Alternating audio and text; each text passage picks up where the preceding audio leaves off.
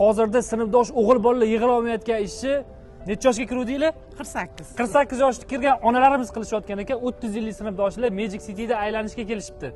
Sinfdagi eng a'lochi qiz kim bo'lgan? Tan olish faqat. Sinfda yo'q-da bu yerda. Eng ikkisi-chi? Ikkisimi? U ham yo'q. Eng anaqa xunuk qiz kim bo'lgan? Men. Onajonim, maktabdagi eng qiziq voqeani bitta aytib beringlar. Kim aytib beradi? Bir sinfdoshim, o'g'il bola sinfdoshim hozir u mashhur doktor bo'lib ketdi.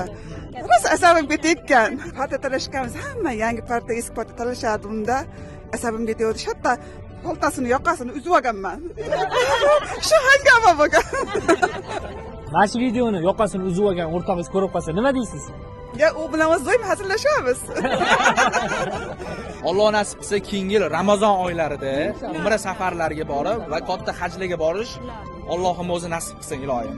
Mana shunaqa aqlchilik ko'z tegmasin, mehr oqibatinglar davomiy bo'lsin.